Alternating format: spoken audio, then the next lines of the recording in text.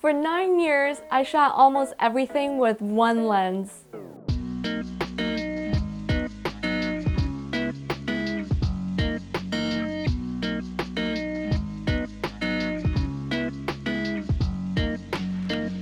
The Leica 50mm 0.95 Noctilux was my dream lens. I first learned about the Noctilux line back in college, and from that point on it became this holy grail in my head. You can learn more about my story here. But what really matters here is this. I built my identity around that lens. When I went out to shoot, I never asked myself, what focal length should I use today? It was always, which body should I mount it on, film, digital, or black and white? Because I told myself something that felt very true at the time.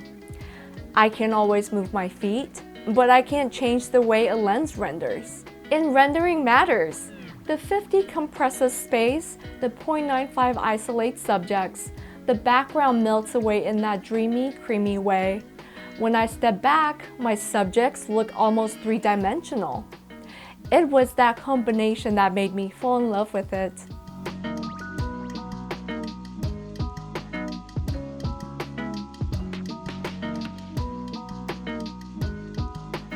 So I committed. I told myself I was being disciplined, that this is what mastery looks like, that if I stayed with it long enough, I would really understand it. And I did. But here's the part I didn't say out loud for a long time. If I ever loved another lens, what would that say about the last 9 years? It's not easy being a female Leica shooter. It wasn't just internal pressure. There were moments when people questioned whether I even knew how to use the lens I was carrying. Sometimes jokingly, sometimes subtly. And for a long time, I thought the answer was to prove myself, to master it so completely that no one could question it.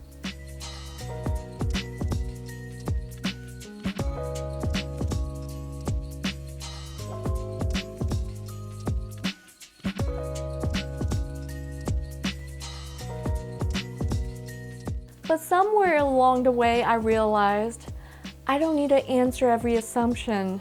I don't need to perform mastery to deserve space. Still, that instinct to prove myself stayed with me. I told myself I was determined, but in reality, I think I was afraid of not being good enough. And honestly, I still feel that sometimes. I don't even know what good enough means. It's this invisible standard that keeps moving further away. For a long time, I thought mastering one of the fastest lenses in the world would quiet that voice. It didn't. Somewhere around year 8, I started feeling curious. I'd been thinking about going wider, maybe a 35, maybe even a 21 for travel and architecture. But there was an urgency. I told myself I had time. Then Leica reached out and asked if I wanted to try the 35 Noctilux. Of course I said yes. People have been talking about 35 Noctilux for years. It's been one of those lenses that everyone speculates about. Forum threads, rumors, maybe next year. And now it was real. The first wide-angle Noctilux Leica has ever made. But what made it significant for me wasn't just the lens. It was the invitation. They didn't have to ask me, and they did. As a female Leica shooter, that mattered. Not because I needed validation, but because I've spent years trying to prove I belonged in this space. So when that email came through, it felt like something had shifted. Not just historically for Leica, but personally for me.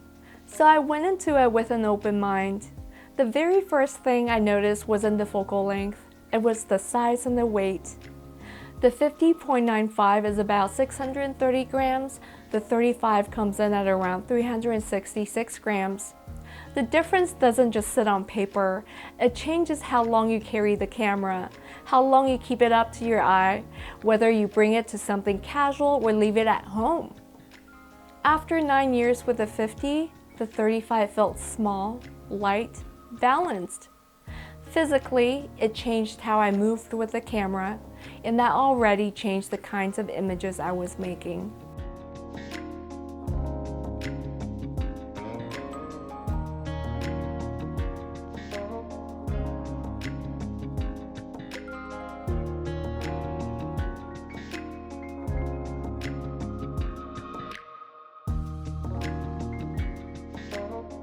When I started shooting with it, what surprised me wasn't just that it was easier to focus, it was that I could move closer. The 50 has a 1 meter minimum focus distance. Actually, all 50 Noctiluxes do. The 35 focuses down to half a meter. Now, I'm a people person. I like proximity. I like connection. With the 50, there was always a bit of distance. I accepted that distance. But the 35 let me stay in the conversation, stay in someone's space, and that felt natural.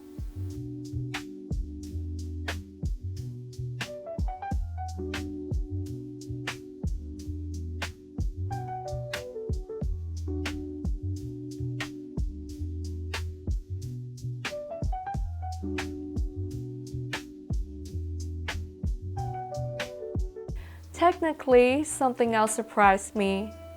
Chromatic aberration. The 50.95 is beautiful, but wide open, it can fringe heavily in high contrast scenes. Purple edges, green fringing. If you've shot it long enough, you know exactly what I'm talking about. You learn to work around it. The 35 handles CA much better. Cleaner edges, less fringing, more controlled. And that's not a small correction. It tells me Leica listened. For years, people have pointed out the CA on the 50 wide open, and instead of stripping away character, they refined it. The 35 still has personality, but it's more optically disciplined. Cleaner wide open, sharper around the edges. That difference matters. That's when something clicked. My loyalty wasn't just loyalty. It was protection. If I mastered one of the fastest lenses in the world, no one could say I didn't belong. The 50 had become my identity. The 50.95 was me. But growth doesn't have to mean betrayal. The 50 still renders with that dreamy, more vintage character that I love. The 35 feels more modern, cleaner, more immersive. One is who I've been, the other is expansion. Mastery doesn't mean freezing yourself in place. It doesn't mean refusing to grow. For 9 years, I proved to myself that I could master one lens. Now I'm allowing myself to expand without feeling like I'm losing who I am. Maybe this isn't about lenses. Maybe it's about the identities we build around ourselves. What are you holding on to because it made you strong? And what are you afraid to try because you don't want to lose that strength? I'm not abandoning the 50, I'm just not letting it define the limits of my creativity anymore. The 35 doesn't erase my history, it expands it. In 20 years, no one is going to care how difficult the lens was. They'll care what I saw, they'll care what I chose to preserve, they'll care whether the work still holds weight. I don't want to be remembered for owning something rare. I want my work to matter. I spent 9 years mastering one lens, and I'm grateful I did. But now, I'm ready to expand.